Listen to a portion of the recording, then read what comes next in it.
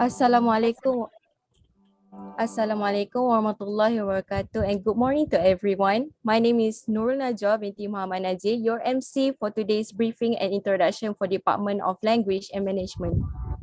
Before we begin, I would like to extend a very warm welcome to our speakers of honor, the Head of Department of Language and Management, Sir Ahmad Rani Abdul Hamid, Course Coordinators Sir Muhammad Faizuddin Hashim and Sir Muhammad Aizat Ali, Academic Advisor Madam Nurliana Abu Hassan, and last but not least, the student of CFS IIUM who are joining us through YouTube Live. To begin the department briefing and introduction with blessings of Allah, I would like to call upon Brother Muhammad Hamzah Hakimi bin Muhammad Khair, the President of Students Coordination Committee, to lead the recitation of Doa. Please welcome.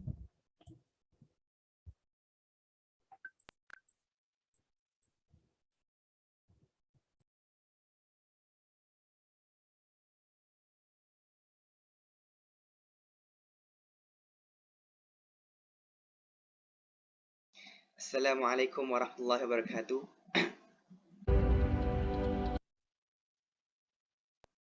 Assalamualaikum warahmatullahi wabarakatuh. A'udzu billahi minasyaitonir rajim. Bismillahirrahmanirrahim. Alhamdulillahi rabbil alamin wassalatu wassalamu ala asyrafil anbiya'i wal mursalin wa ala alihi wa sahbihi ajma'in. Ya Allah, ya fa'alu lima yurid. Oh Allah, we express our gratitude to you for allowing us to attend this event on this auspicious day. Oh Allah, we ask you for the safety of our religion and the welfare of our body. Oh Allah, Lord of the implementing authority, make the days that we've gone through, starting with your mercy, continue with your blessings and righteous guidance, ended with your forgiveness.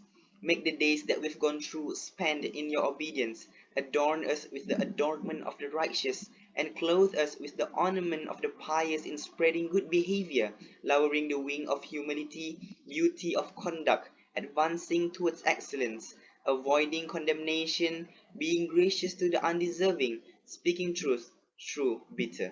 Ya Allah, Ya Muhaimin, Ya Aziz, Ya Jabbar, let our efforts as a means to enlighten and convince ourselves that the personal safety of either outer or inner is a prerequisite for achieving happiness and excellence in various fields. O Allah, grant us faith and strength in order to face the challenges of life during these needy yet troubling times and in the face of life in this new norm. Ya Allah, Ya Farij al-Ham, Ya Kashif al-Gham, Ya Man li abdihi yaghfir wa yarham. O Allah, show us guidance and adjust our path and ways to achieve happiness and glory. Let us listen to people who like the good things. Let us avoid doing the bad and evil things. O Allah, bless our life in this gathering and prevent us from harm and unfortunate event. ربنا أتنا في الدنيا حسنة وفي الآخرة حسنة وقنا عذاب النار سبحان رب العزة عما يصفون والسلام على المرسلين والحمد لله رب العالمين. تقبل الله منكم. Thank you.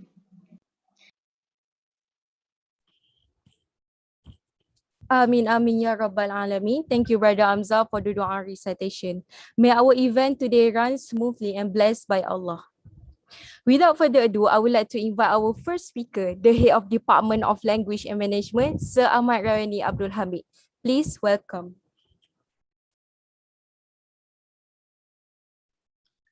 Assalamualaikum warahmatullahi wabarakatuh. Everybody, can you hear my voice? Najwa, can you hear my voice? Yes, sir. Okay, can we get responses from our new students? Yeah, can you guys say yes if you can listen to my voice? Okay, yeah, it's okay. I think everybody is still shy. Inshallah, we are going to polish you to be more confident, yeah? Okay, so without any further ado, let's begin. For me to begin the session, I think it's good for me to share with you my screen. Okay, desktop.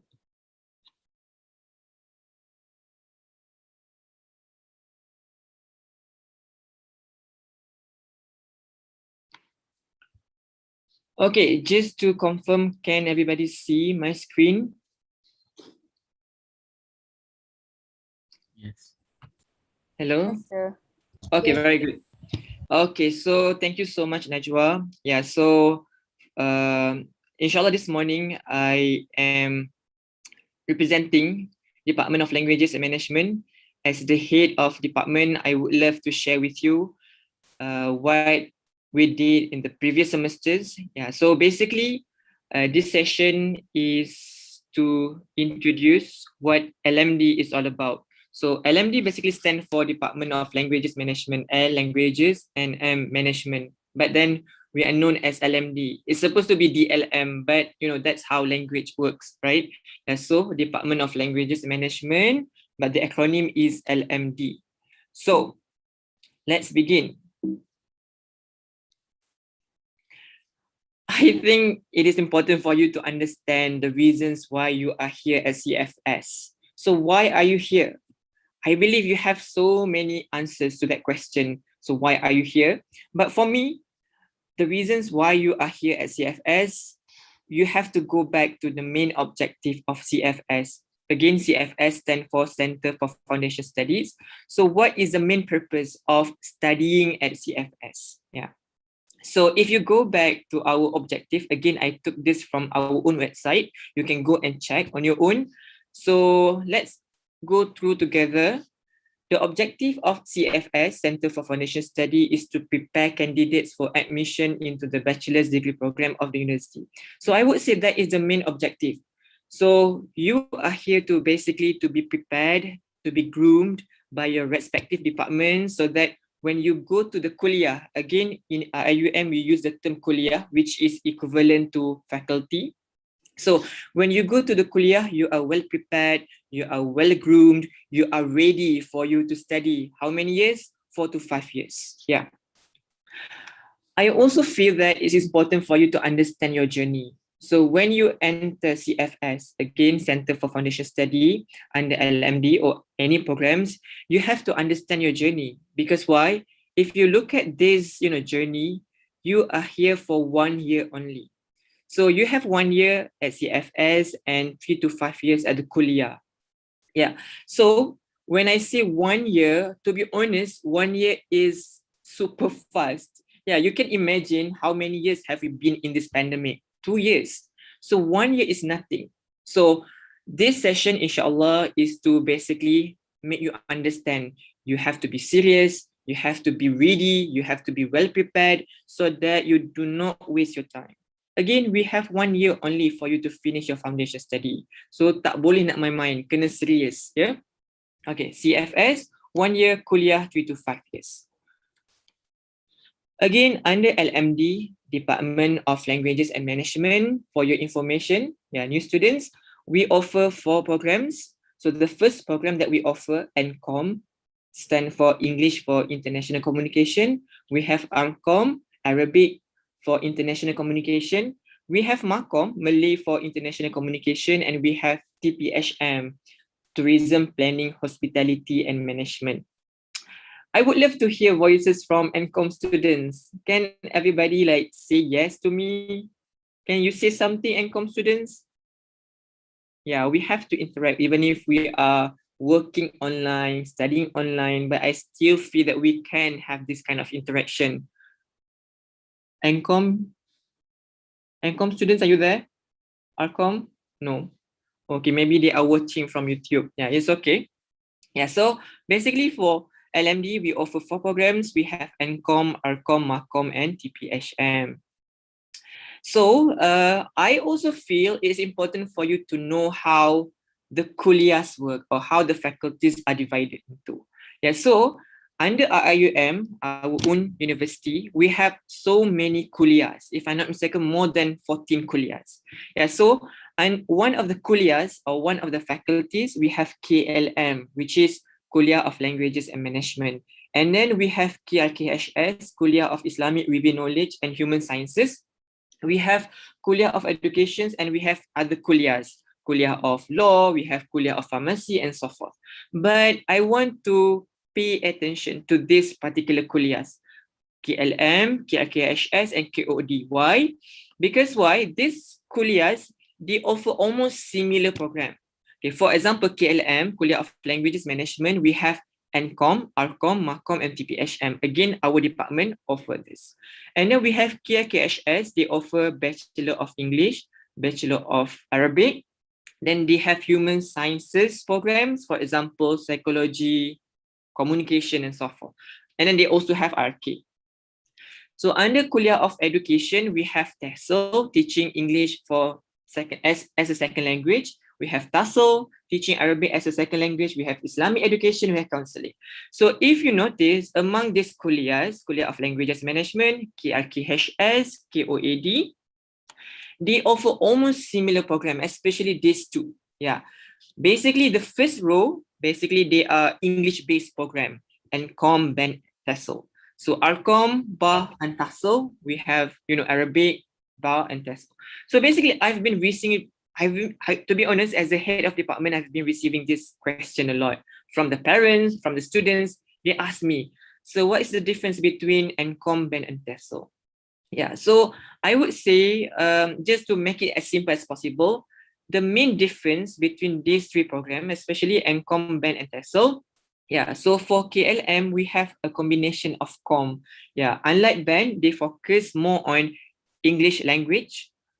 Of course, when we talk about language studies, we have two types of language studies. We have linguistic and literature. Yeah, again, I'm not saying that ours is better, BEN is better. To me, everything or all the programs, they have their own strengths and weaknesses. Yeah, but for NCOM, we focus on communication and how we use language to communicate. But for TESOL, of course, it's to prepare you to be teachers. But of course, we do have TESOL graduates who are not teachers. Yeah. And then we have RCOM, yeah, Arabic for communication. Again, our main, I would say our unique feature or our unique identity is that we have a combination of communication and language. Yeah, that is our unique feature. So that's my answer, if just in case you have that concern. Okay. So at CFS, under CFS, Center for Foundation Study, we have these three departments. We have LMD, Department of Languages Management, we have Department of Human Sciences, and we have Department of RK. But if you notice, if I go back to this in a slide, so KRKHS basically under one kuliah, but when you are in CFS, yeah, so these two, they are two separate kuliah, two separate departments, I would say. So LMD, again, our program, NCOM, RCOM, MACOM, but HS, they offer BEN, BA, and HS itself. And then RK, they offer RK programs, Islamic Review Knowledge. But now, let's talk about our department. Yeah, so this is our organizational chart. So basically, this department is headed by me, Ahmad Royani. And then I am helped or assisted by Brother Ahmad Ubaidah, our administrative assistant, and we have Muhammad Faizuddin, our course coordinator. Basically, for our department, we have two course coordinators. We have course coordinator for languages, Brother Faizuddin, our MACOM teacher, lecturer, and then we have Aizat Ali, course coordinator for tourism, and then we also have academic advisor for our programs, and we have amenities advisor. What is amenities? Inshallah, we have a session on that. And then we have Dr. Muhammad Farid, academic, our lecturer. And then Madam Mazbah Termizi. Yeah, interesting about this too. Basically, Muhammad Farid, Mr. Muhammad Farid, he is going to complete his PhD, yeah, in tourism related. And then Madam Mazbah, she has like legal background. Yeah, so basically our academics, they are experts in their own field. They won so many awards. Yeah, inshallah, once you come to CFS, once you have, attend the classes, you get to know them more closely, inshallah. And then we have Ustad Muhammad Zahin and Ustad Nazri. Basically, they are RCOM teachers. Okay. You can also look at the organizational chart from another perspective, according to the program. Yeah, so basically, again, headed by me. But if you divide these teachers according to the program, we have NCOM. So basically, I am one of them. And then we have Miss Razwani, and then we have Madam Mazbah. For MACOM, we have Sir Faiz, our famous teacher. And then we have Madam Liana, yeah, for Malay, untuk bahasa Melayu. And then for Arabic, we have Ustaz Zahin and Ustaz Nazri, and then for TPHM tourism, we have Aizat and Farid. But again, at our department, basically we can teach each other. For example, Rawiani, like me, I used to teach TPHM student, I used to teach RCOM students as well. So that is the uniqueness of our department. Basically, we can cross teach. Okay. So next, expectations. I think this is also important for me to discuss. So when you join CFS, of course, we have our own expectations. I think that is normal. That is nature of being, or wherever you go, you have, expectations that you have to meet. So when you go to certain, places, you have to basically abide by their regulations and policies. Yeah. So when you come to CFS, of course, you have to abide by regulations and policies set by IUM. So expectations very simple. These are our expectations. First expectation is to attend classes. To me, is important because when you attend classes, this is where learning process take place. So you have to basically be more serious when it comes to your attendance, because I will talk about that. Why is it so serious when it comes to attendance? And then I also feel it's important for you to learn how to talk to people if you have problems. Yeah, just in a sharing with you, we had cases where students, they felt depressed, but then they did not know how to channel their problems. So you must learn how to channel your problems. So inshallah, I will share with you as well a slide on how to channel your problems or where to channel your problems. Next, it's also important for you to find the right sources of information. Again, talking about digital world, everything is fine. I mean, everything is basically at a fingertip. You can find sources very easily. But then I would say, as students of knowledge, you must be careful with what information that you are reading. So you must be able to learn and you must be able to find the right sources. So I will share with you as well what sources or which sources that you need to refer to. Last but not least, you should know your rights as students of CFS. Yeah, so this is also important so that you are not so that you are well taken care of. Yeah, so you have to know your rights as students. Okay. So where to go? Let's say you have problems. So where do you go, or where do you, channel your problems? Okay. So at CFS, we have a few units to basically address your concerns. Let's say you have problems related to your maybe personal being, then you can talk to our counselors. And then if you have any concerns regarding your health, then you can go to our IUM clinic. Let's say, because we understand that some of you are not coming from, well-established, families. Yeah, so let's say you have concerns regarding your welfare, regarding your well-being, you can talk to Mahala office, basically the ones that are in charge of your welfare. And then if you have concerns related to your academics, regarding your CGPA, regarding your subjects, regarding your study plan, of course, you can talk to our staff, our academics, course coordinator and academic advisor. But let's say you have concerns regarding your academics in general, you can talk to our ODI, which stands for Office of Deputy Dean of Academic and Internationalization, basically something to do with academic matters. And then let's say, some of you, I believe you were very active before when you were in your secondary school. Let's say you want to join any programs at CFS, you can drop by this office, ODDSA, basically Office of Student Development. Okay. So we are done with, places to go, meaning if you have problems, these are the places that you should go to for you to channel your problems. Okay, next, resources. Yeah, as I said, it is important for you to know and for you to find the right sources of information. Yeah, the first source I would say Student Academic Performance Evaluation. I simply say SAPIR. So SAPIR basically your guide for you to be a good student or for you to conduct yourself at CFS. So this is your main reference, I would say, as CFS students. So SAPIR, you can go and Google up. So simply type SAPIR 2016, and then you get the document available on the internet. And then, of course, our own website, CFS website. as I said, it is important for you to find the right sources, because once you join CFS, yeah, I can guarantee you will be added to so many WhatsApp group. You have group for your classes, you have group for your societies, you have group for your club, and so forth. Yeah, so as students of language, as students of knowledge, I would say it's important for you to find the right sources. So one of the best sources for you to refer to, you can check out our CFS website. Next, for your information, yeah, new students, we have our own Telegram group.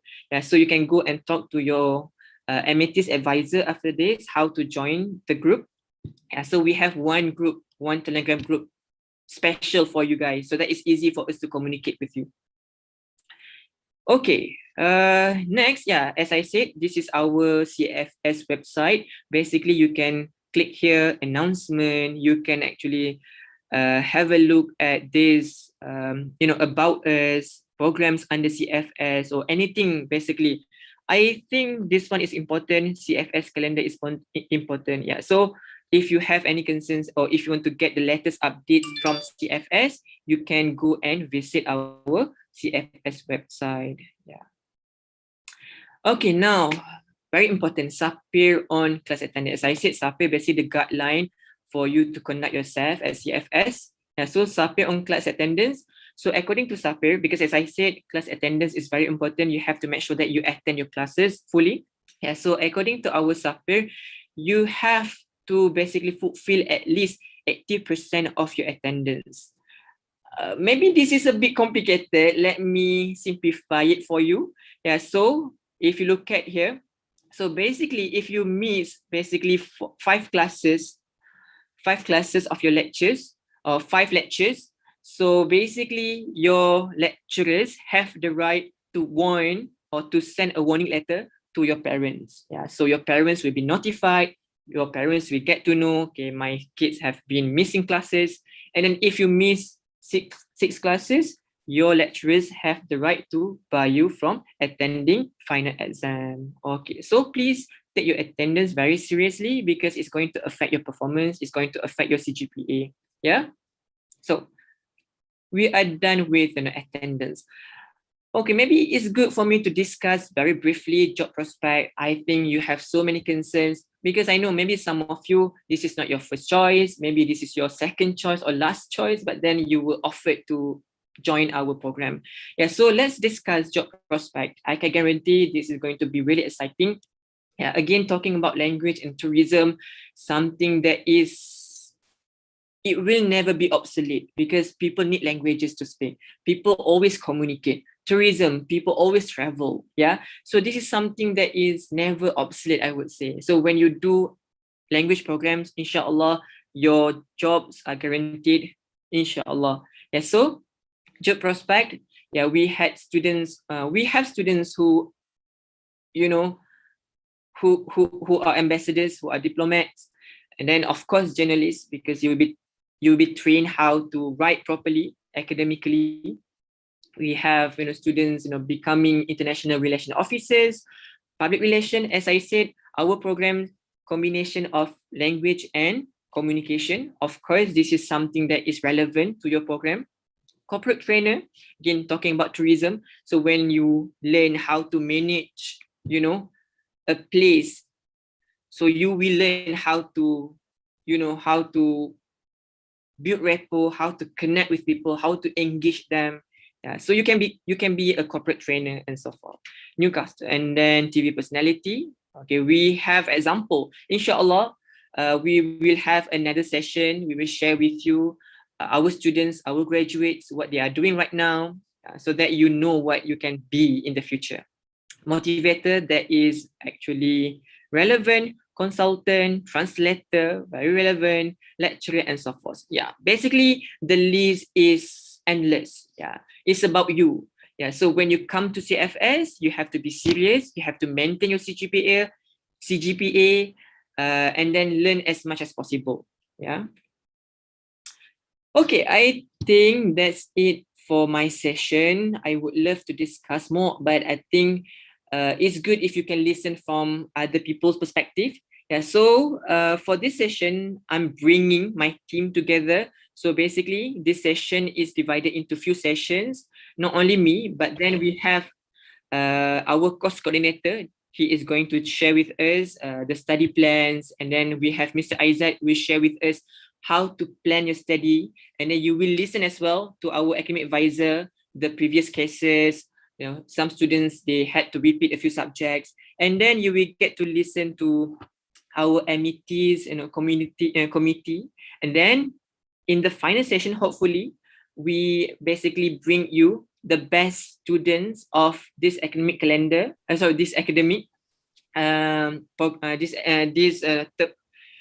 semester. I mean, we are bringing you the best students of all the programs under LMD so that they can share with you, because I know that it's not easy for you to learn online. So we hope that by listening to our student, they will share with you the tips how to survive online learning, how to survive classes and so forth.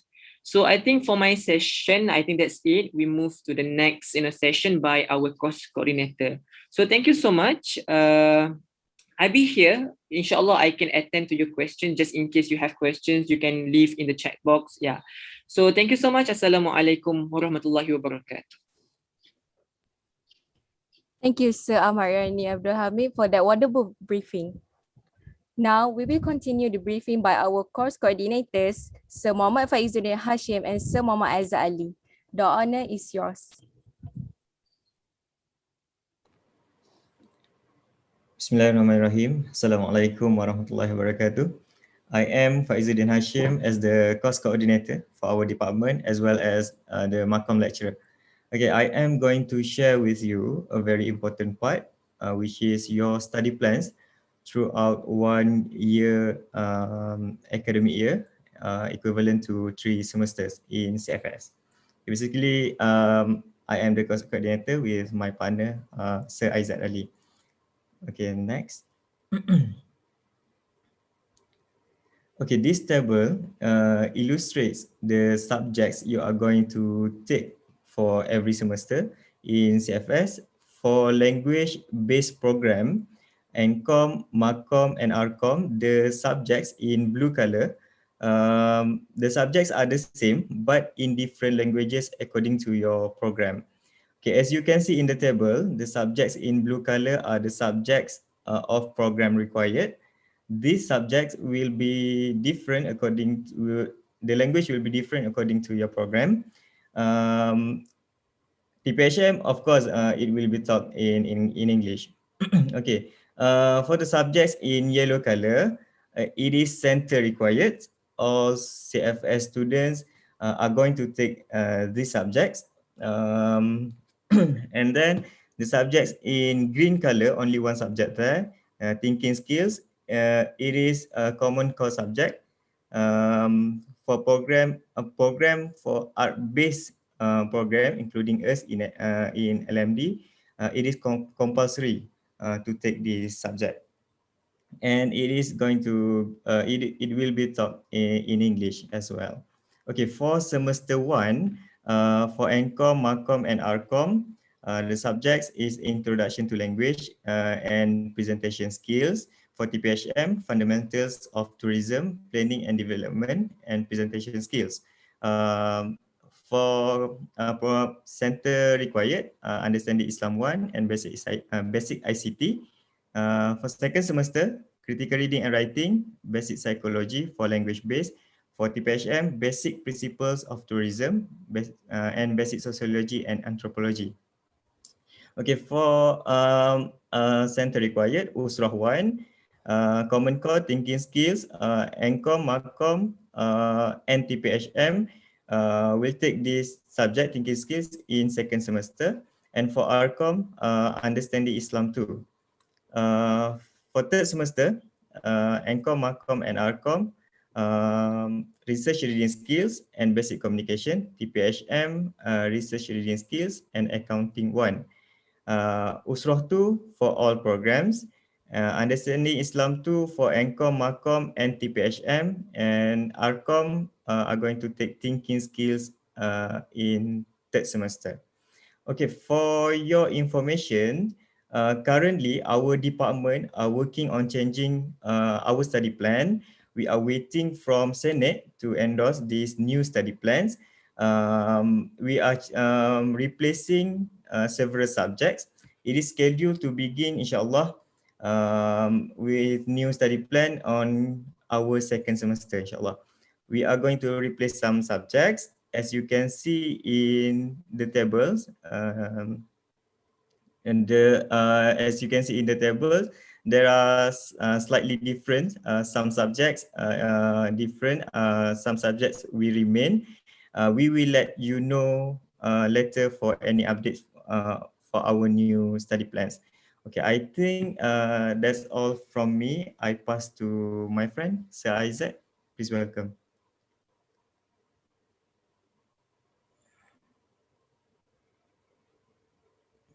Yeah, Brother Isaac, you may share your screen. I cannot share my screen. Can host make me co-host? I can't share my screen. Yeah. The admin, could you please assign Brother Isaac as the host? Okay, thank you. Okay, Bismillahirrahmanirrahim. Assalamualaikum warahmatullahi wabarakatuh. Can you see my screen? Yes. Yes. Okay, so I'm here just to share. Maybe this is a possible tips for our students, our future students, to maybe try to manage your study better when you join us. Okay, so what we have been doing here is basically we prepare a template for you to calculate your own, not just to calculate, but also actually mainly to plan your CGPA. Okay, because we all know that planning is very important. Okay, so firstly is the disclaimer. Okay, if you can see here on the screen, in ideal circumstances, of course, every student, even us at the department, we want everyone to get a perfect score or 4 flat. Okay, but from a more practical aspect, not everyone is capable of such amazing feat. Okay, so in this regard, the department has prepared this template to assist students in planning and possibly optimizing their academic performance in tandem to challenges faced throughout the pandemic and online learning. Because we acknowledge, you know, whenever you are doing this online learning, okay, there's so many challenges. Okay, unlike when you are here with us. Okay, so hopefully this can help you. Okay, this template is not to limit students from achieving their fullest potential, nor it is intended to expose students to the culture of mediocrity. Okay, it's not our intention, okay, to say that you can't get a perfect score. But hopefully, this can help you to actually optimize your performance. Okay, it is intended to assist students to have a proper balance between their academic achievement and also a well-maintained mental health, because mental health nowadays is a very important issue, and we at not just at LMD but also at CFS IUM, we really take this matter seriously. So this is one of our initiative to help our students in order for them to just to optimize their study, but also for you to actually maintain good mental health. Okay, so this is the grades that we use in IUM. I'm not sure if you already have this brief by ODI or any academic unit, okay, but this is basically the grades that we are using in IUM and also in CFS IUM. Okay, so what does this mean? I want to explain briefly here. Okay, you look at here, credit earn. Credit earn means you earn the credit.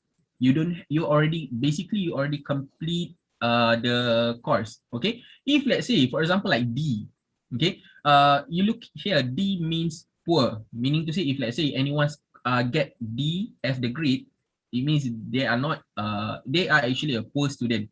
Okay, and the credit earn is no. Okay, no credit earn, meaning to say in the following semester you have to repeat the course. Okay, so it is very important. At least you need to score a C for you to pass the course. Okay, now today basically I'm going to share on how to calculate the CGPA. By the way, did any unit shared with you on calculating CGPA? Do you have this?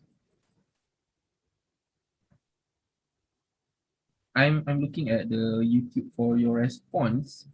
Maybe no, Isaac. No, okay lah. I think yeah, not maybe. yet If because not, all die session still Okay. So you don't have the ordination yet. Okay. So never mind. I will just explain this to you. Okay. So GPA is calculated by dividing the total amount of grade points earned by the total amount of credit hours attempted. Okay. So basically, what we do is we take the total credit points, we divide it by the total hours completed. Okay. For example, student A has completed semester 1 with the following courses with the following results. Okay. So here, this particular student take 4 courses, okay, with the following grades, okay, managed to score these grades. Okay, so what do is we take the value of the grade. Okay, how do we get the value? If you look at here, okay, A is equivalent to 4, A minus is 3.67, B plus is 3.23, and B this is supposed to be B actually. Okay, so this is the grade. Okay, we get the value from this table.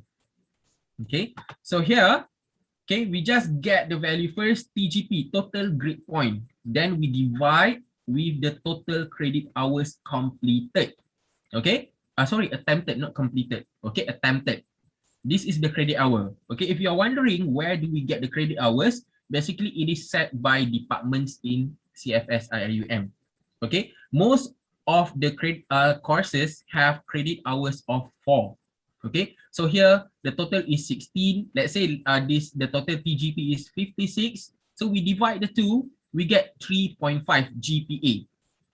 Okay, and if you are wondering 3.5, what kind of student that gets 3.5 GPA? We look back at the grades table. Okay, where is 3.5? 3.5 is in between B plus and A minus. Okay, this student is not an A minus yet.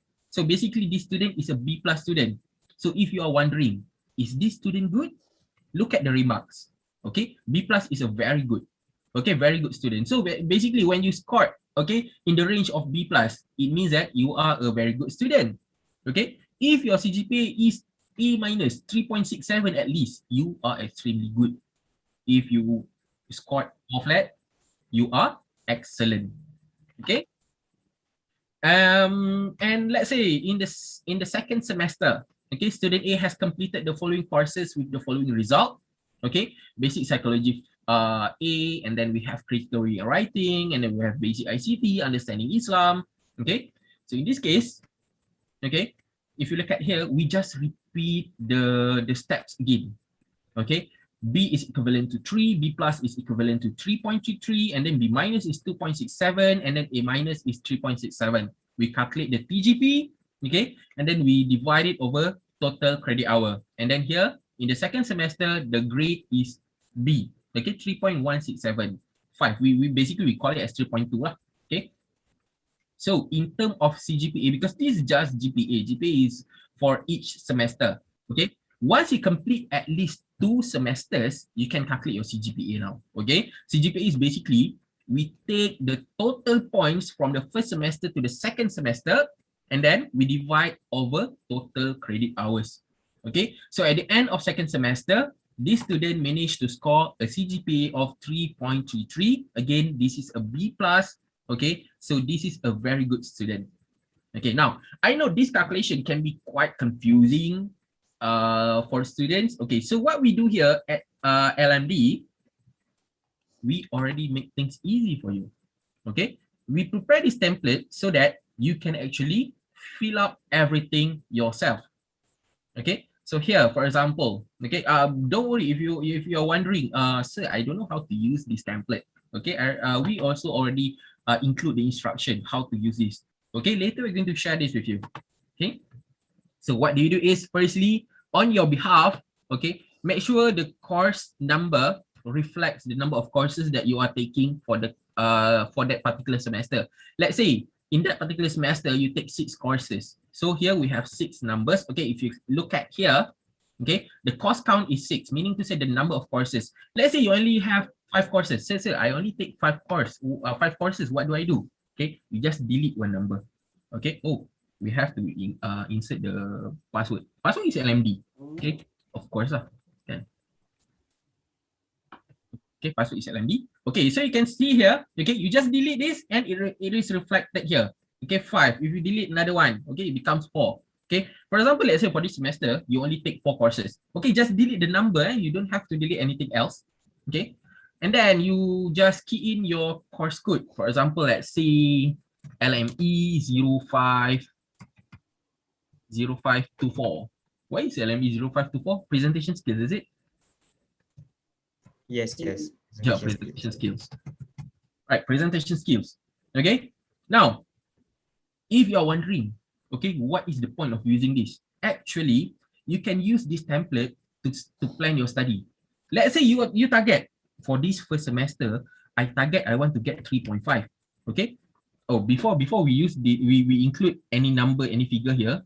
Look at the notes here, the comment. Make sure you have insert the value for credit hours in column D. Okay. Let's say you take 4 courses. Make sure you key in all the credit hours.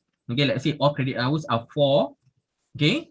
Now, let's say you target this semester, this first semester, I want to get at least 3.5. So you just key in 3.5. Okay, you will show, okay, 3.5 on average, you have to score A minus for all courses. Okay, so it's either, okay, you can just score all A minus, okay, or maybe, okay, you can see here, A minus is your CGPA, sorry, it doesn't. Yeah, maybe I can sorry for the visual glitch. I will just go away. Dia tak ni lah. Okay, tak apa. Never mind. Later I will show you. How do I make this disappear? Apa dia sibuk kat atas ni?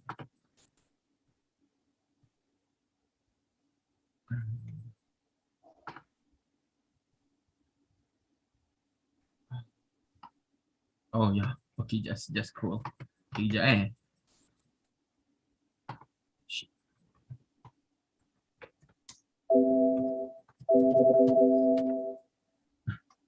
Sorry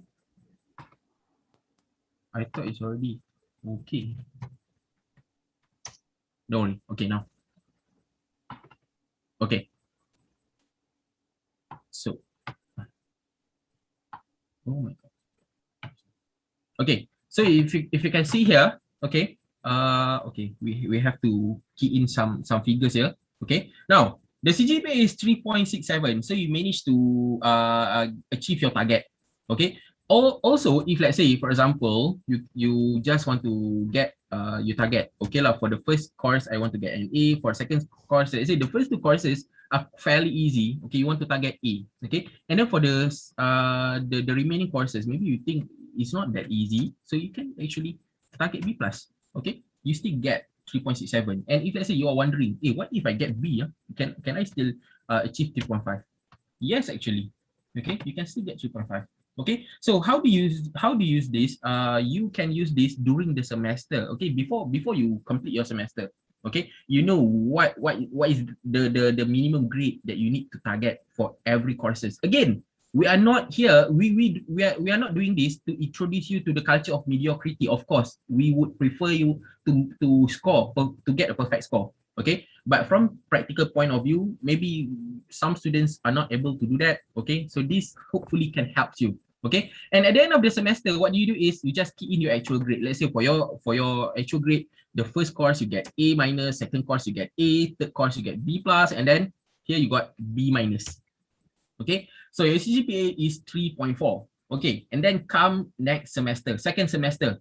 Okay, second semester begins, and what you do is you still want to target. I want to still get 3.5. Okay, so what do you do? Again, make sure you key in the credit hour first. Okay, key in the credit hour. Let's say here now you take 6 courses. Okay, key in all. Katalah, let's say the last course, the credit hour is 3. Okay, so you key in here 3.5.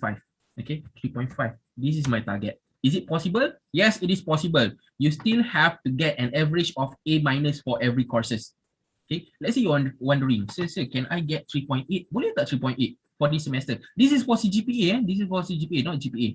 Okay, let's say you want to get, after you complete second semester, you want to get 3.8. Just key in 3.8. So it says here not possible. Even if you score all A, it is impossible for you to get 3.8 at the end of semester. Okay, this is for CGPA, not GPA. Okay, now if let's say you key in 3.5, what do you do is A minus. So again, you can actually plan, okay, out of 6 courses, which course that you want to focus more, or maybe which course you want to like maybe just pick the minimum requirement. Okay, for example, let's say there are two courses that's quite easy. Okay, so you target, for example, these two courses I can get an A. Okay, then maybe you want to key in A minus for one and then B plus. This course, maybe this is difficult one, maybe you target B only. Okay, and then for this one maybe you target B plus. Okay, and then B. Okay, 3.48 is not enough. Okay, so in this case, if you look at here, it's not enough lah. So what you need to do, okay, maybe you need to increase your effort. Okay lah, for this one course, I need to increase my effort. From B, maybe I should target B plus at least. There you go, you get 3.5.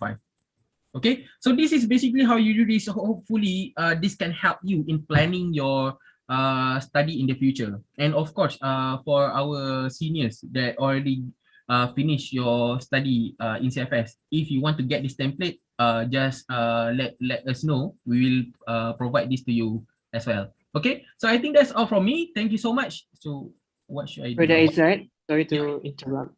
Maybe you can share with our students why is it important for them to maintain CGPA at least 3.5, maybe from school point of view. Okay. Yeah, thank Why you so much. 3.5? Yeah. Yeah, thank you so much, Brother Rene. Okay, why? In case you are wondering, okay, why? Most of the time people say 3.5, 3.5, 3.5 is the minimum. It's not the minimum actually, but most of the time, most scholarship requirement is set at 3.5 because out there we have so many good students. You know, 3.5 is not really something rare nowadays. Okay, so until things changes, as of now, the practice is for most scholarship they require at least 3.5. Okay, so that's why most students they set their target at 3.5. Okay, so this is why it is very important for you to plan. Okay, because we know that saying, you know, what is that? Fail to plan means we plan to fail. Okay, gagal merancang adalah merancang untuk gagal. Right. Okay, so this is one of the things that we do to help you to plan your study. Okay, of course, if you can get more than 3.5, then by all means go ahead. Okay, but this is just a tool for you to use in your study in the future. Okay, I think that's all for me. Stop sharing, right? How do I stop sharing? Oh yeah, this one. Oh my god. Okay, done. Thank you, Sir Muhammad Faizuddin Hashim and Sir Muhammad Aizat Ali for the informative sharing. A friendly reminder to all students, kindly fill the attendance link that has been given in the comment section. Please take note. Moving on to our next speaker, I would like to invite our very own academic advisor, Madam Nurliana Abu Hassan, to continue today's briefing. The honor is yours.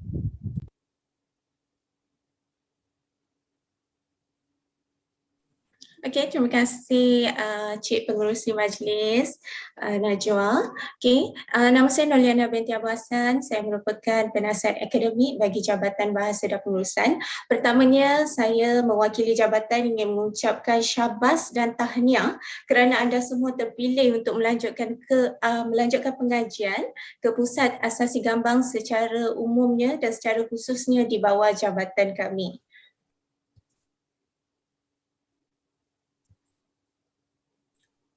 Baik, ini merupakan maklumat tentang diri saya yang anda boleh hubungi selepas ini sekiranya ada sebarang persoalan yang ingin diajukan. InsyaAllah saya akan cuba sebaik mungkin untuk menjawab pertanyaan anda.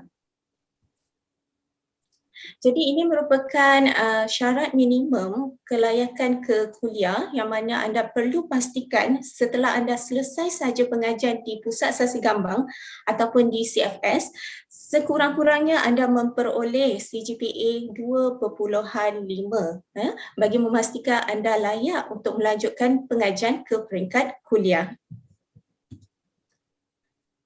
Okey, ini seperti yang telah dikongsikan oleh Brother Aizat sebentar tadi.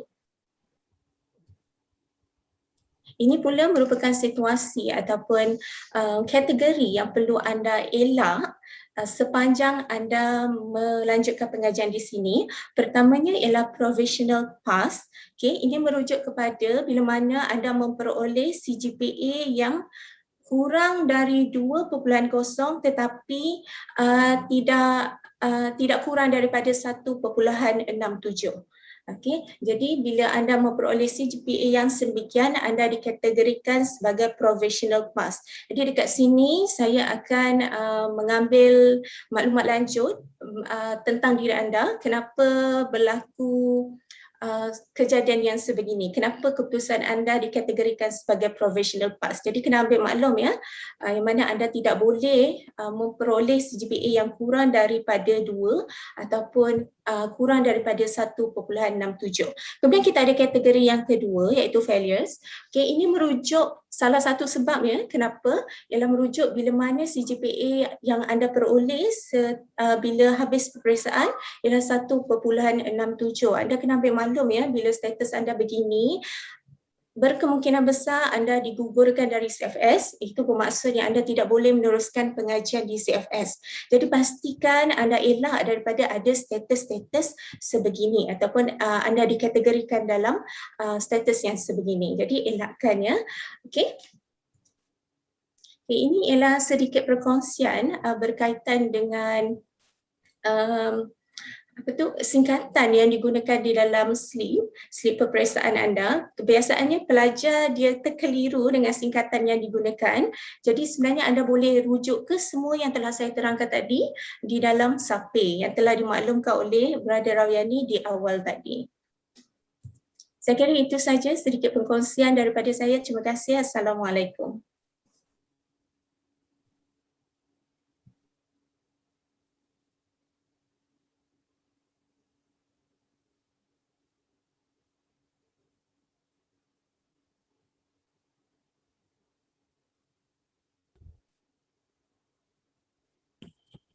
Thank you, Madam Noliana Abu Hassan, for the informative sharing. I really hope that all students will benefit from the information provided, inshallah. Note to all students, later we will have Q&A session. So if you have any questions regarding the topic that have been briefed, or if you want to request further information on anything related to the department or the course that you will be studying, please write the question in the comment section. Next, I would like to invite our Vice President 1 and 2 of Amethyst Society, Brother Muhammad Hafiz bin Roslan and Sister Lisa Safia Sohaili, to continue with an overview of Amethyst Society. The floor is yours. Hi, Bismillah, Assalamualaikum. Hi everyone, my name is Lisa Safia and I am the Vice President 2 of Amethyst Society. So what exactly is Amethyst Society? So we have right now Amethyst itself, consists of all of the course names, which is RCOM, MACOM, NCOM, Tourism, Planning, Hospitality, Student Society. So a lot of you may have known what amethyst is regarding the stone for itself. The stone of the amethyst is a precious stone consisting of a violet or purple variety of quartz. So that is why amethyst's logo is purple itself. Next slide, please.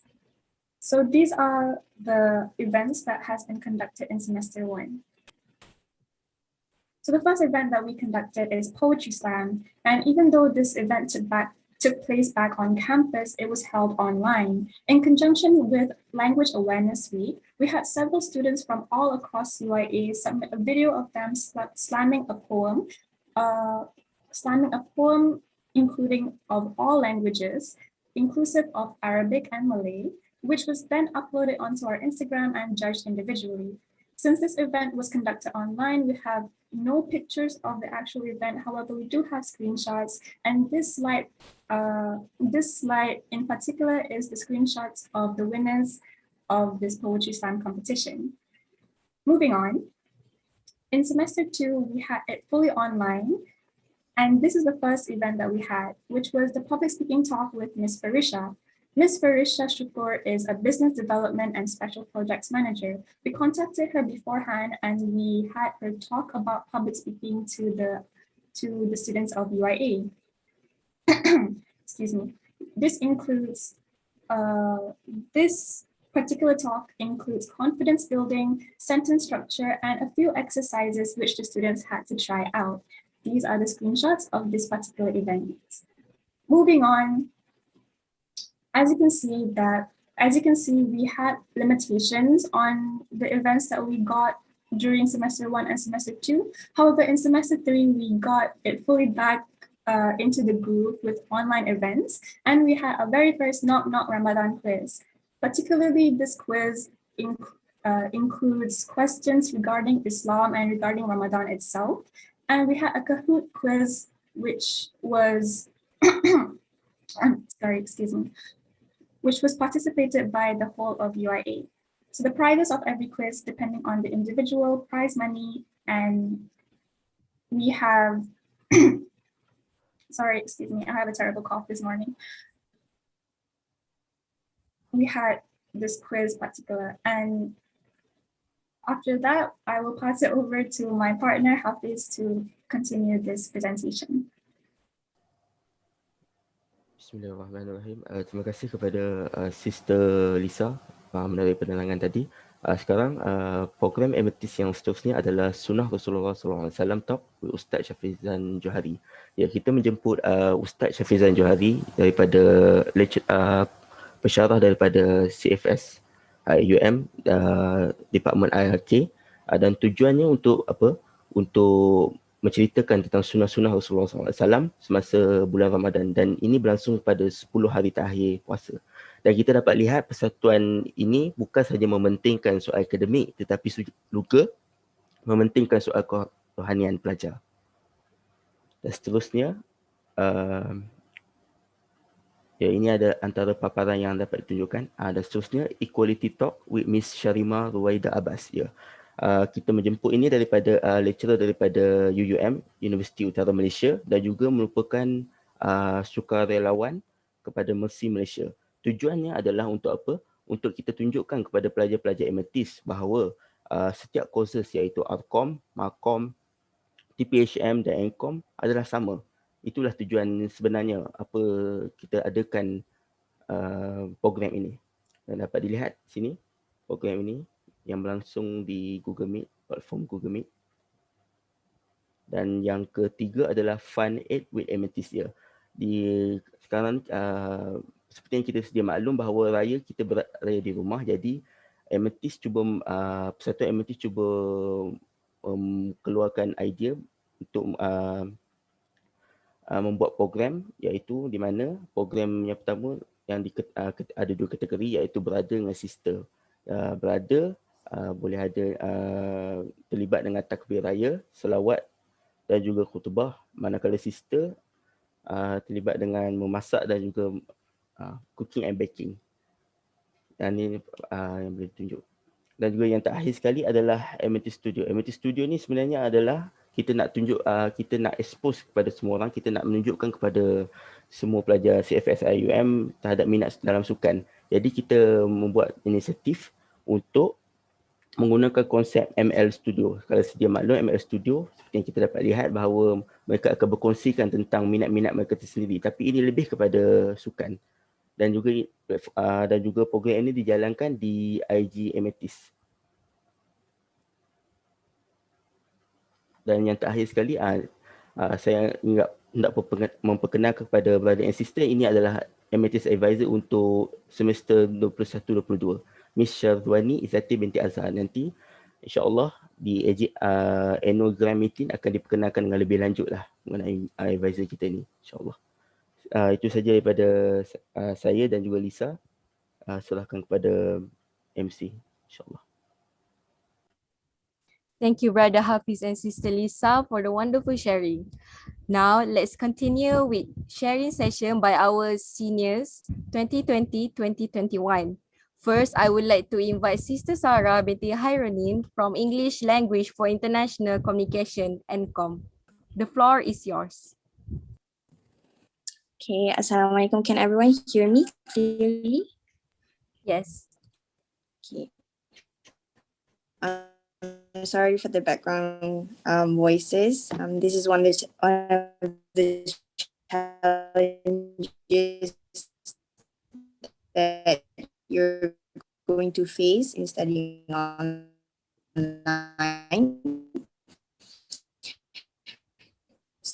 So,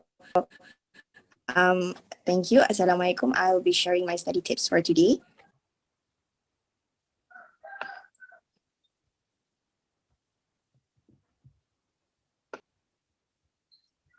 Okay, can everyone see the slides clearly?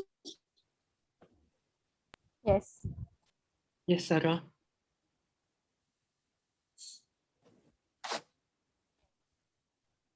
Okay, so move on to the next slide. Let's touch on studying in a pandemic. Okay, so I understand studying online is quite different and serve different challenges than studying offline, since I was fortunate enough to study physically 3 months in IIUM for semester 1, but had to be in online mode for the rest. So first, guys, I know your course assessment and course outline. So course outline is like a guide for you to know topics you will learn, and course assessment plan contains details of every mark for your assignments. So do not be afraid, because you'll be provided these by your lecturers. So I have a study tip to maintain dean list every semester using your course assessment and outline, but we'll touch on that later. Okay, so the second is I recommend you to have a strong support system. I was fortunate enough to be surrounded by a great circle of friends from both in and out of IIM, as well as family. And of course, lecturers.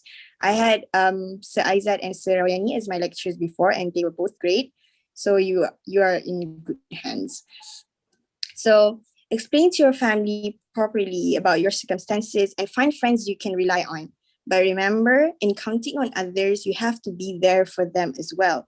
So in this online semester, you may not know your classmates or your course mates physically, but be nice and help around. You're going to need each other a lot. And then third, know symptoms of burnout and do something if you have them. You're all at home now, so I leave it to you guys to search what is burnout. It is somewhat like a feeling you can't do it anymore. Make sure to know the symptoms and do something about it. Ignoring it will only jeopardize your work quality. Take a break, talk it out, and seek help if you need. Lastly, take a break from the screen.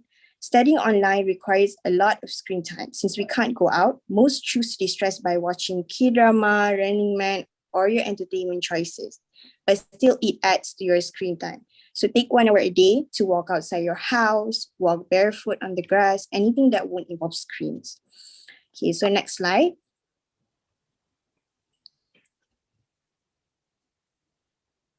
Okay, so this is my study tip. This is how I maintain my dean list every semester. I scored a 3.76 GPA for semester 1. And since using this method in semester 2, I managed to score 4 flat for both semester 2 and 3. So I'd say career mark is very essential. So every beginning of semester, try to set your target. This is an example of what I did in semester 3. So you can do this on your notes in your phone, or if you enjoy journaling, you can do this on your journal as well.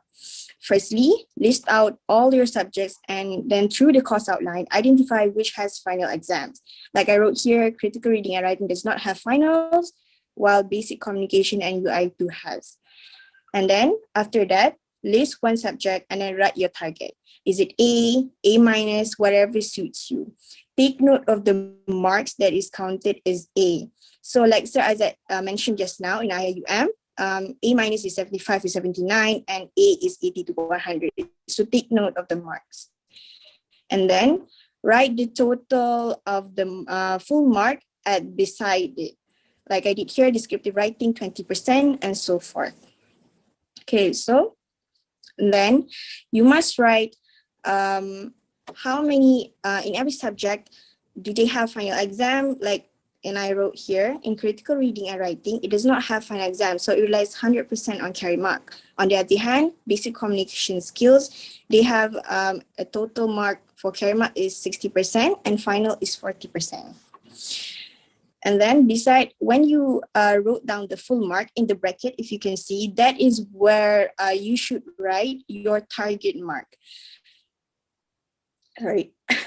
So example for critical, you should write how many you think you should achieve to reach your target. So example for critical reading and writing, I wrote down I must score 16 marks in all 3 writings and also test 1.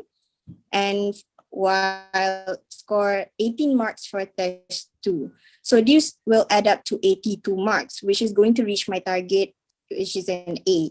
I don't target 80 because I think it is safer to target a little bit higher in case of anything.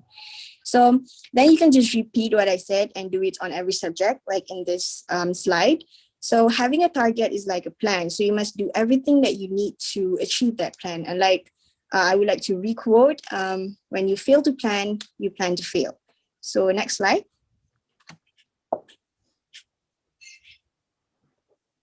Okay, so after setting your target and all, every time you receive back your carry mark, make sure to write down what you actually get in the bracket we filled the target mark earlier. So this time, bold, underline, or highlighted. I put a lock emoji beside it as a secure, meaning that the marks are already in my hand. So you'll usually get your total carry mark around study week. So write it down. And then you can expect how many more you have to study and score for your final exam or for your other assignments to achieve your target. So like in this slide, I wrote actual carry mark for UI2 is 51 per 60. So now I know I must study and score at least 29 on finals to score an A. So try your best to maintain your carry mark, not losing more than 10 marks. You never know what's going to happen in your final exams. So carry mark is a very big help. But don't be too sad when you don't achieve your target. Things won't work your way all the time. So just get back up. Just get back up. So next slide. So last tips from me, but absolutely not the least, make lots of du'as. Allah is near and He hears your requests. So these are two du'as that I recite a lot during my foundation years and still does. So the first du'a is a du'a when afflicted by a calamity. I'll leave it to you guys to read it yourself. So the first du'a is to be read when you encounter a calamity or something bad happens, so that you will be rewarded due to your patience in facing it. I read it every time my heart felt disturbed, and even on the smallest thing, like my sister not listening to me. And I think it somehow shows your reliance on Allah, even on the smallest thing. So the next dua beside it is a dua I read every time I start an assignment or an exam, so that everything I do may benefit my dunya and my akhirah. So may you find my tips beneficial, and please pray for me. Facing foundation, I hope you put down your past and have faith in yourself. Learning my experience, my SPM was not that great, and I even entered IIUM with an appeal letter, not through an UPU offer. So, and here I am giving tips to you guys, something that I did not see myself do it in the first place. Thank you, Madam Yana, for this opportunity. And I'm not going to lie. You are going to face things you're never going to expect, encounter very difficult people, but trust me, or better trust Allah, as He said twice in the Quran, for after hardship, there is ease. That's all from me. Thank you. Thank you, Sister Sarah, for the wonderful sharing. Next, I would like to invite Sister Nuri Maisara binti Pahrul Raji from Tourism Planning and Hospitality Management, TPSM. The floor is yours. Is my voice clear? Yes. Yes, Nuri. For that, I'd like to share my presentation. Can you make me a host?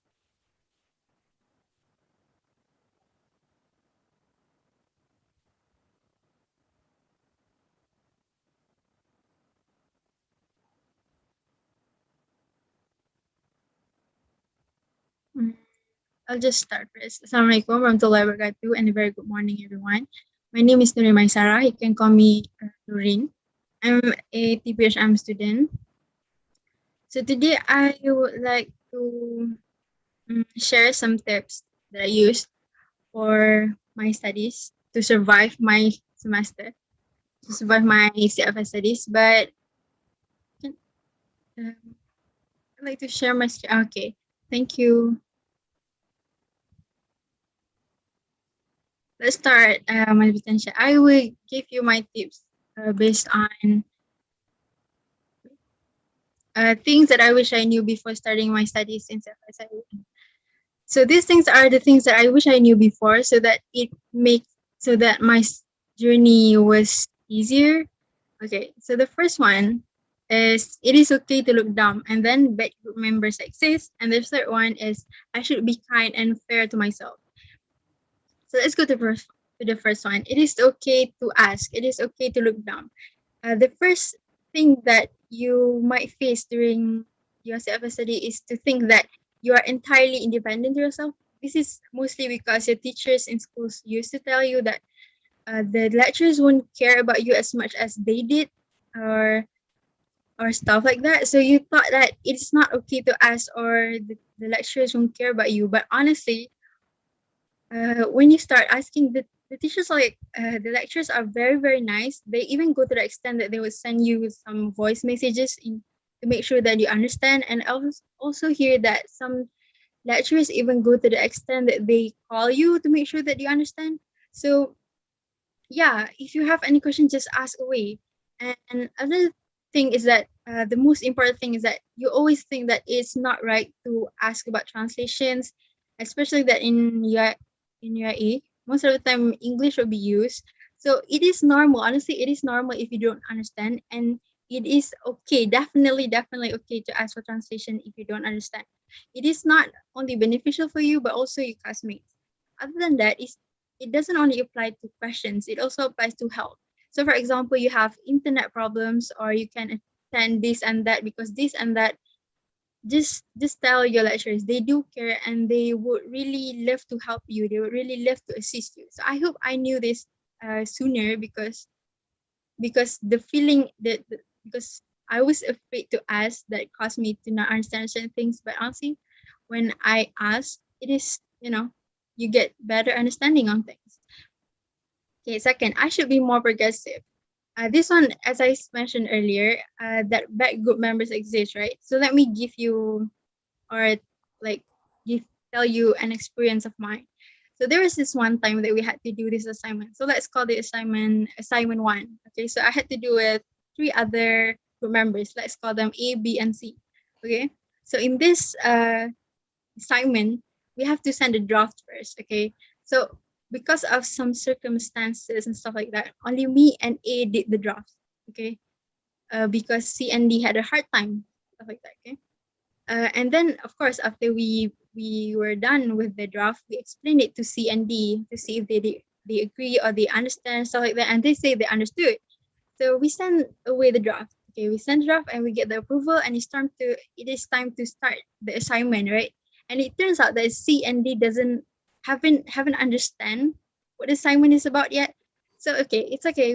We explain again, re-explain and ask them if they have new suggestions or whatsoever. And they said they agree with everything and they understood everything. But in the so after that, we separate the work, okay? Like I do part A, part B, part C, part D, and so on and so forth. But in the end, for like C and D only copy pasted everything from the draft into their work. Can you imagine that? It's like, it's unbelievable. I thought people like that doesn't exist, but it turns out that they do exist. So there are two lessons that I learned from this. First one is I should be more progressive. Instead of having my friends or having my close circle being my group members, I should have, just approach people that I may barely know, but is dedicated to work together with me. Not just relying on the close friends that you have. And also, you have to approach all of your other friends in order, to make the work better, so that, yeah, something like that. And the second lesson that I learned is that I don't want to be like that. Okay, if I don't understand, I should ask. I should not like do whatever it is convenient for me. I should help other people and not just work with myself or stuff like that. I don't want to be like CND, and you should not too be like CND. You should help with the work. Okay. So the third one is I should stay alive, because I said earlier that I should be kind and fair to myself. I'm not just talking about should be alive physically. I am also emphasizing on being spiritually and mentally alive, mentally and spiritually alive. So the biggest challenge that I faced during my study is on my third sem, in which I was burnt out. I cried a lot. I had a few breakdowns and stuff like that. It is mostly because during my second SEM, I got 4 flat, and I wanted the same for my third SEM. So I pushed myself too hard, and I skipped entertainment and stuff like that in order to achieve this. But the result is that I faced too much of a breakdowns. So I tried to change it by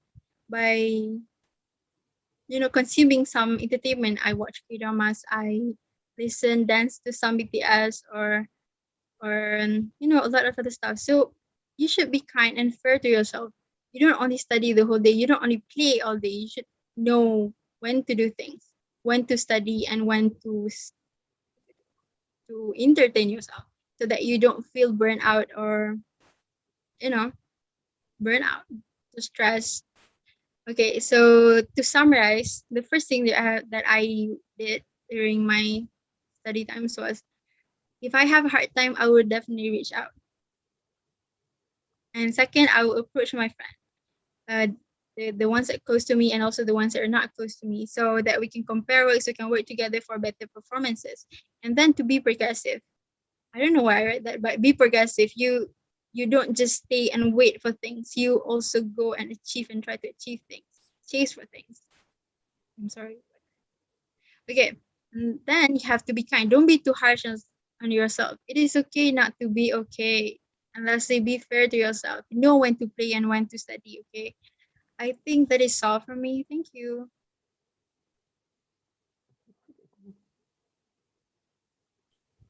Thank you, Sister Nurin, for the amazing sharing. Now, I would like to invite Sister Nurul Anis Adelina binti Rosalie from Arabic Language for International Communication, ARCOM. The floor is yours.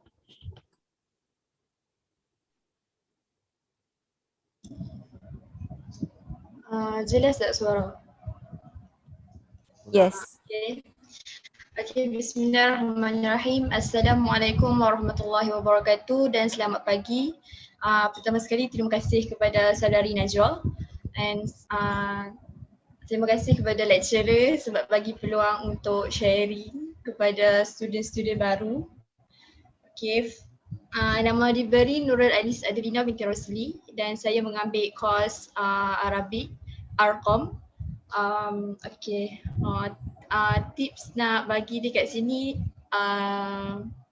sepanjang saya duduk dekat CFS dari first sem adalah dekat campus kan.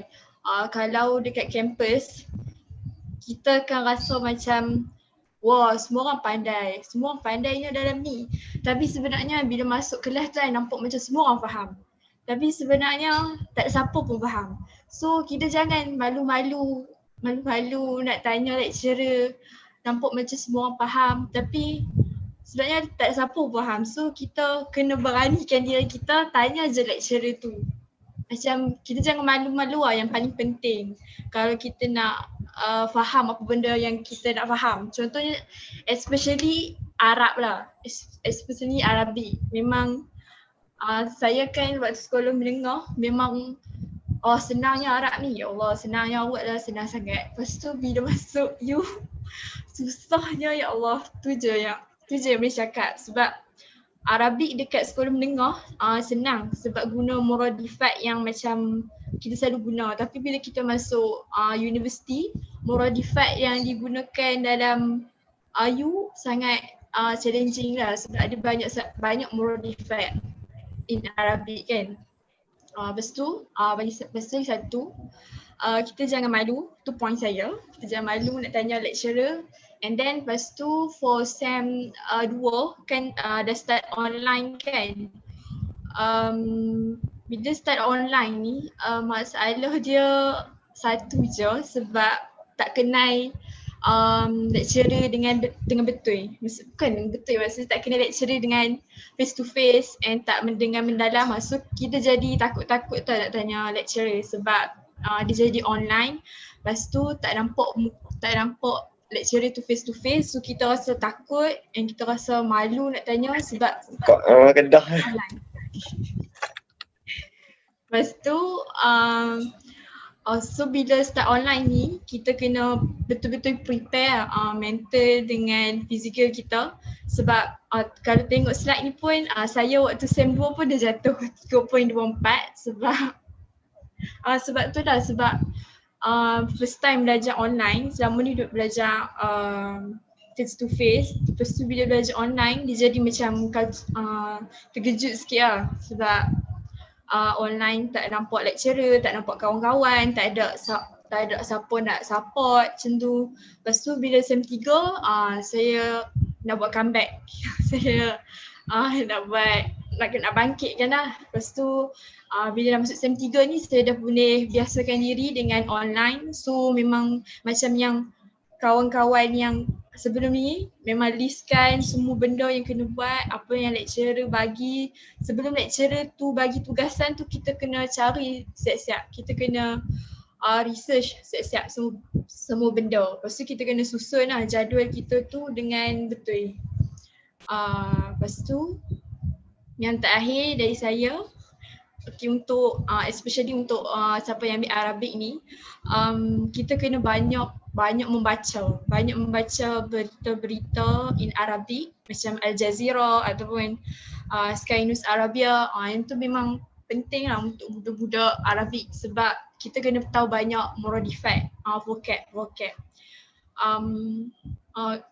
Kadang contohlah, kadang kat rumah kita kan tak boleh nak bercakap in Arabic, so kita kena banyakkan baca Al-Quran lah. Yang tu pada pendapat saya, sebab bila kita setiap hari baca Al-Quran, maksudnya setiap hari tu kita bercakap dengan dalam bahasa Arabic. Maksudnya kita communicate, so kita tak tinggal bahasa Arab tu walaupun online. Okay, itu saja dari saya. Sekian, terima kasih. Thank you, Sister Anis, for the lovely sharing. Last but not least, I would like to invite Sister Haura binti Faris from Malay Language for International Communication, Makam. The floor is yours.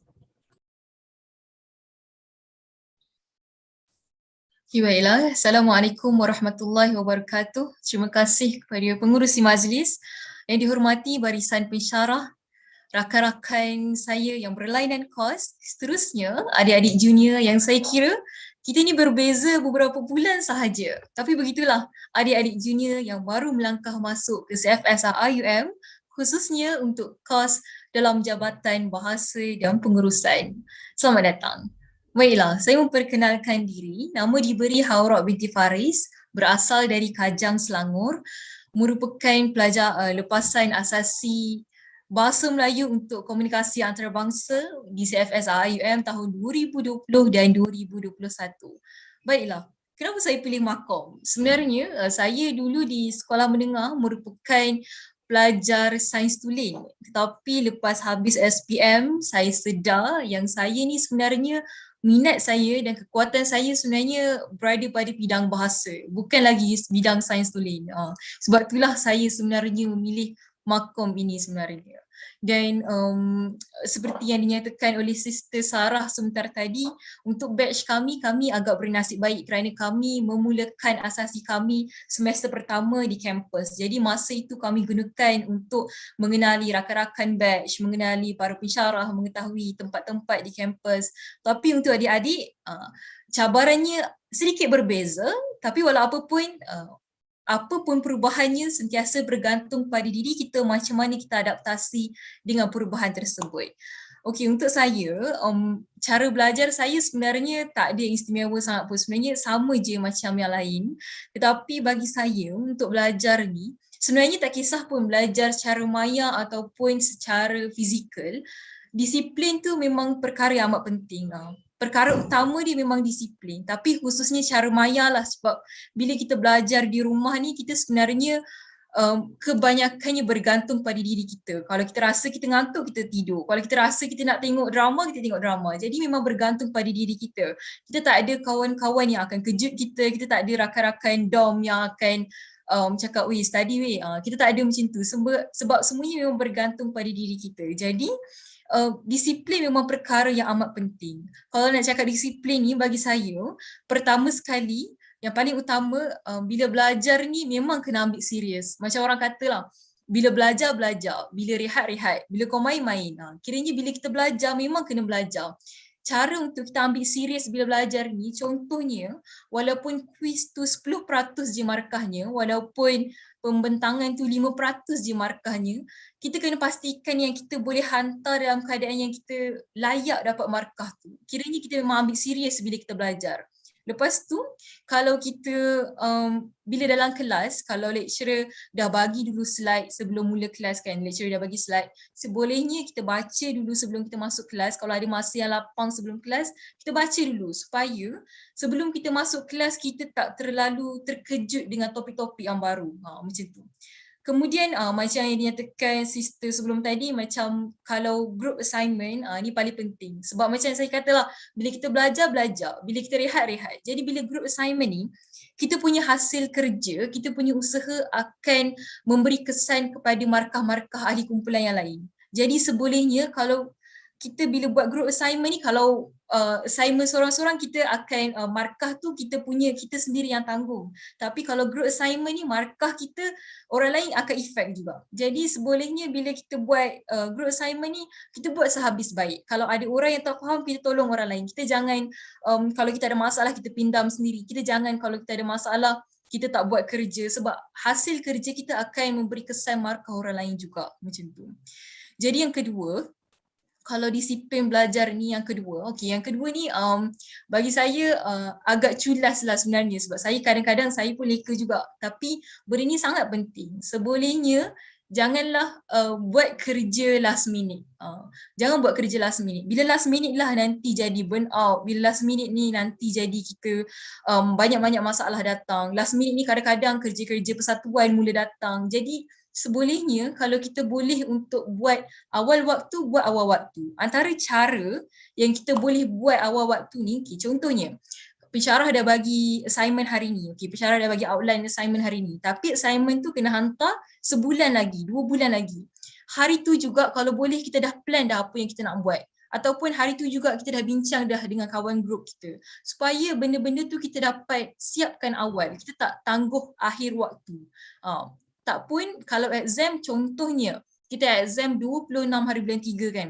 So kalau saya akan tetapkan sekurang-kurangnya 2 minggu sebelum exam saya dah start study. Start study ni tak maksud seharian saya study je, tak maksud macam tu, sebab kita nak start 2 minggu awal. Bila 2 minggu awal, contohnya macam quiz satu kan. Quiz biasanya tak masuklah dalam 14 bab sebab kita start 14 hari kan. Dia biasanya masuk lebih kurang macam 3 ataupun 4 bab sahaja. Jadi bila kita dah start awal, contoh hari ni, aku target hari ni aku nak habiskan 1 bab je dulu. Ataupun hari ni aku nak habiskan setengah bab je dulu. So esok kita tak payah study lagi. Ataupun lusa kita boleh sambung lagi 2 bab macam tu.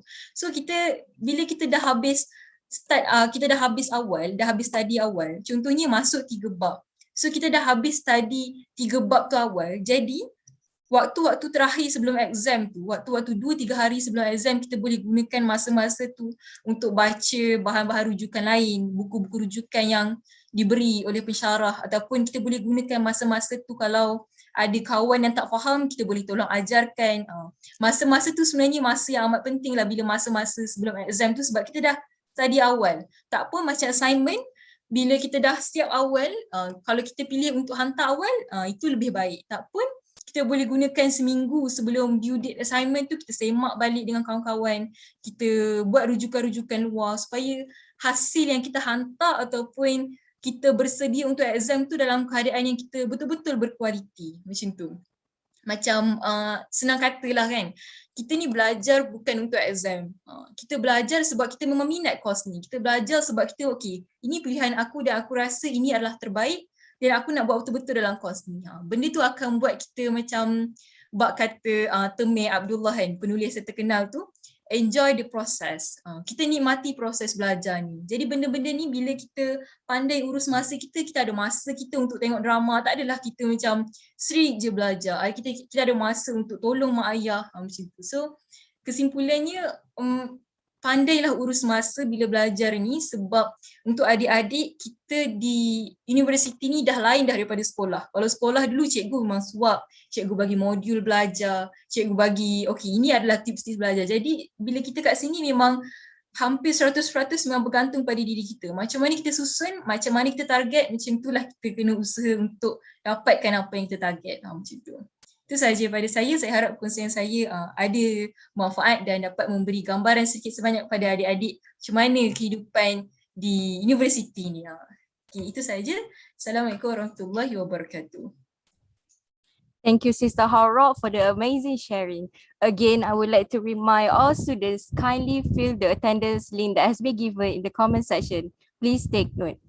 Our last agenda for today's briefing is Q&A session. We are open to any question regarding the topics that have been briefed, or if you want to request further information on anything related to the department or the course that you will be studying, please write the question in the comment section, and I will try my best to ensure all of them get answered by our respective speakers. So, the first question is, what happens if you don't pass your APT or EPT? Like for SEM 3 tak lulus, what happens then? And do EPT and EPT will affect to our CGPA?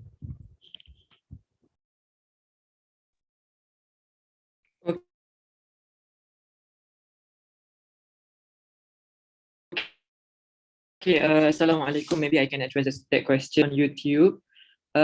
For that question, first for EPT and APT, it's either you pass or fail, but then it won't affect your CGPA. Yeah, let's say you fail the subject in your third semester, your final semester, so you will have to extend another semester, or you are given a special exam, meaning you are given another chance for you to pass the subject. Yeah, so basically for EPT and APT, there's no CGPA calculated into your, there's no grade calculated to your CGPA, but then it would affect your duration of studies basically. Yeah. If I'm not mistaken, there will be another session on EPT and APT briefed by our own lecturers. I hope you can pay attention and ask them questions regarding EPT and APT.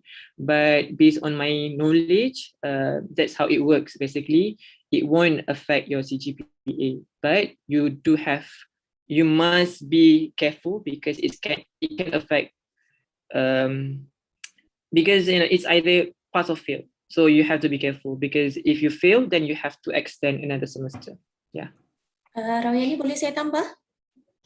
Yeah, please. I think it's also important for you to listen to Madam Liana because she's the academic advisor. Yeah, please, Madam Liana. Okey, baik. Ini untuk maklumat tambahan ya berkaitan dengan APT dan juga EPT.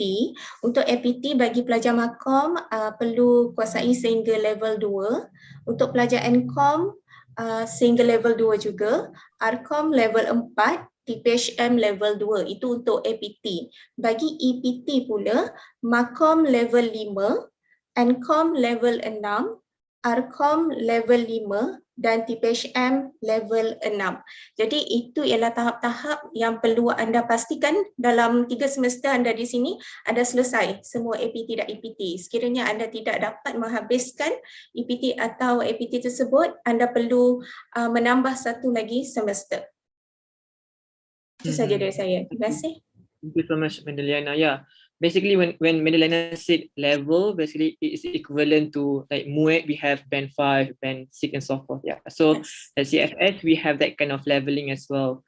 We have level 4, level 5, level 6. Yeah. So for NCOM, you have to get at least level 6 for you to pass EPT. Yeah. Yeah, that's it from us. I hope we managed to answer your question. Yeah, to those who asked the question. Can we move to the next question, Sister Najwa? All right, the next question is, where do we get the CGPA calculator? Okay, maybe Brother Isaac can explain that. How do we get that? How do they get that copy? Yeah, later the department will provide it to you, so don't worry about it. Inshallah, everyone will get it. Okay. First, you have to join our Telegram group, and then we will communicate it there. Inshallah, we will communicate it with you there on Telegram. Inshallah. I think one question that is very interesting: what are the killer subjects for NCOM, MACOM? Yeah, from my perspective as a teacher, I would say you have to regard all the courses as killer subjects. But I think it's good for you to get students' perspective as well. Maybe for them, they regarded certain subjects as, killer subject. Maybe we can listen from our student representative. What subjects that you regarded as killer subjects? Yeah, any student representative, can you share your experience? Hello? I would say thinking skills. Who's speaking? Sarah. Nurin. Oh, Sarah, okay. So for you, thinking skill is a killer subject, yeah, Sarah? Why? During my semester 1, I achieved an A minus, and I'm not sure, but friends around me, none of them got an A. So most of them got 3.9 because one of A minus in thinking skills. But I think it's possible to achieve A. Yeah, again, that's based on one person's experience. Maybe you can actually achieve or to get an A. Yeah, thank you. What about you, Nurin? Which subject that you found the most difficult? The most difficult, definitely accounting. Okay, It's accounting. so hard. But yeah, You can Nurin, maybe sorry. only me. Sorry, Okay. Saizat. Yeah, I think it's good that you share this with students so that they are more well prepared for the subject, right? And for your information, accounting 1 will be taken in semester 3. Yes, you still have a lot of time for you to semester 2 or 3. Mr. Faiz? Semester 2. Yeah, you still have like one semester to study on your own first before you take the subject. Okay. What about Marcom and Arcom? Maybe you have your own perspective, or maybe all of them were killer subjects for you. Kalau bagi saya untuk Arqam, kalau SEM first, Muqaddimah ila Lughatil Arabiyyah. Limaza? Introduction to Arabic language. Lepas tu kalau SEM 2, Basic Psychology. Sebab mostly kawan-kawan saya kena repeat Basic Psychology. Lepas tu kalau SEM 3, Asasiat Al-Ittisal, Basic Communication. Okay. Thank you. What about Marcom?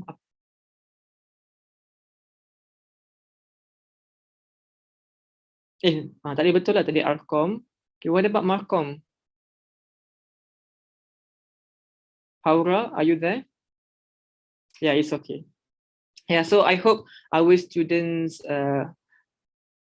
manage to answer your concern. Yeah, I know that you have a lot of concerns, which is normal to me because you have not gone through the process. But to me, as said by Nurin, trust the process. Yeah, and then plan properly so that you are prepared for all the challenges coming ahead, inshallah.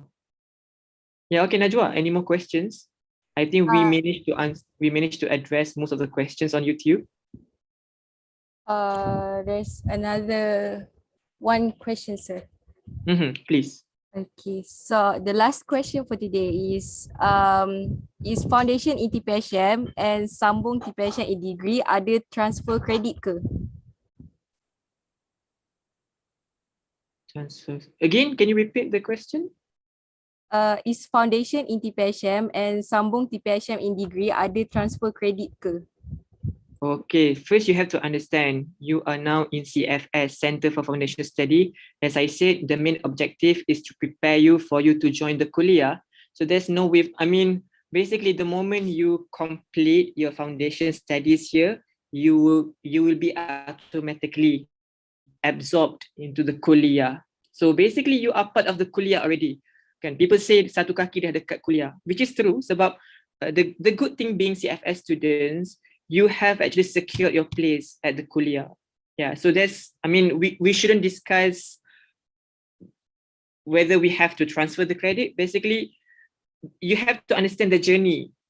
It's not about transferring the credit, it's about the journey. Once you complete your CFS, then you have to move to another level, which is your faculty, which is your kuliah. Yeah. So CFS and kuliah, they are part of the system. Yeah. So there's no need for you to transfer the credit because whatever that you have completed here will be part and actually counted when you want to join the kuliah later on. Yeah, as said by Madam Liana, for you to join the kuliah, you must actually get at least a CGPA of 2.5. I think that should be your concern. It's not about transferring credit. Your concern is about getting good CGPA, meeting the requirement 2.5, learning from the best students. That should be your aim at the moment. Okay, I hope that answers. Unless you are planning to leave CFS and then join another campus, that would be another discussion. I hope that answered your question. Yeah. Alright. Maybe any more question, maybe live question. I would love to listen from our own student. Rasa macam sunyi je kan. Rasa macam kita je yang cakap. Mereka di YouTube orang ni. Oh, kita ada yang join. Tadi yang join Zoom ke? No, sir. I see. Okay, maybe Royani, yeah, do we one still last have time? Yeah, please. Quite important actually. A few students asked about change of program. I think we need to clarify this matter. IRK student? Change of program. Quite a few students asked about this. Change of program from within LMD, from RCOM to TPHM, from NCOM to other program in LMD, and also outside KLM program as well. Boleh saya jawab ke? Yeah, I think Madam Liana is the right person. She's been handling those cases. Yeah, please, Madam Liana. Okey, baik. Berkaitan dengan pertukaran program, okey, semasa di CFS, sekiranya anda ingin menukar program ke program yang lain, apa yang perlu anda lakukan ialah sesi pertukaran itu perlu dilakukan semasa minggu ta'aruf. Okey, semasa minggu ta'aruf sahaja. Selepas minggu ta'aruf, anda tidak dibenarkan untuk menukar program. Tapi, okey, penukaran program tu belum tentu kalau kita mohon kita dapat. Tak, dia bergantung kepada kekosongan. Okay, saya juga ada nampak soalan nak tukar program di kuliah. Okay, untuk pertukaran program di kuliah nanti, kena masuk kuliah dulu, kena masuk KLM dulu semasa semester 1 buat permohonan penukaran program. Sama juga situasi semasa di CFS bergantung kepada kekosongan dan juga persetujuan di antara dua kuliah, iaitu kuliah yang kita masuk sekarang dan juga kuliah yang kita nak pergi tu, yang kita nak mohon tu. Okay. Jadi apapun berkaitan dengan pertukaran program ni kena sentiasa alert dengan pengumuman di CFS website. Sebab kalau dah terlepas memang tak boleh. Cumanya saya nak katakanlah kalau boleh janganlah tukar program ni. InsyaAllah program kita ni program yang baik. Kan kadang kita tak belajar lagi, kita dah rasa macam susah hati kan. InsyaAllah bila dah belajar nanti awak akan rasa macam seronok. Seronok untuk terus kekal di program ini, insyaAllah. Terima kasih. InsyaAllah, terima kasih Madam Liana. Okay, tapi mungkin perhaps I can share with you guys. Kan, I think I've been receiving a lot of questions regarding change of program, COP we call it. But again, you have to be clear of what you want to do here because it's going to affect your study. Let's say you change program now and then you are not sure whether you should continue with your offer or with your program. It's going to affect your study. Yeah, so to me, as I said, you have 1 year only to finish your foundation study. You should be clear from the very beginning. You have to know what you want to do. You have to know what challenges that you are going to face. Yeah, so it has to be clear from the very beginning. Yeah, so if you think that you want to change the program, you have to do it now. Don't masuk sekejap, lepas tu nak tukar sana, nak tukar sini. It's going to affect because we have so many cases. Maybe Madam Liana can share. We had one case student dismissed, and then when she was given another chance, she again was dismissed. Yeah, so we don't want that to happen to you guys. Yeah, okay, I hope we managed to address all your concerns. Mungkin satu lagi ke dah tak ada masa? Najwa, ada masa lagi ke? Tak ada dah, sir. Okay, so thank you so much Najwa, team and new students. Thank you so much for having us and for listening to our briefing. We actually look forward to seeing you guys virtually or physically, inshallah. Yeah, so whatever it is, I pray to Allah everything is going to move, everything is going to be smooth sailing, easy, and yeah, inshallah. That's it.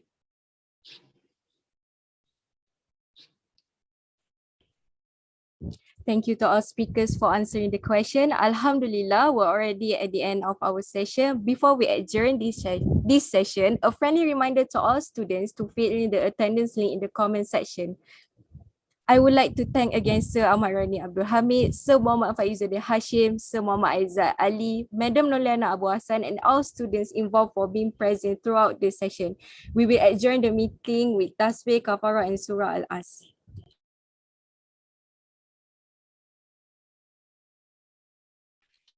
Thank you so much, everybody. Assalamualaikum.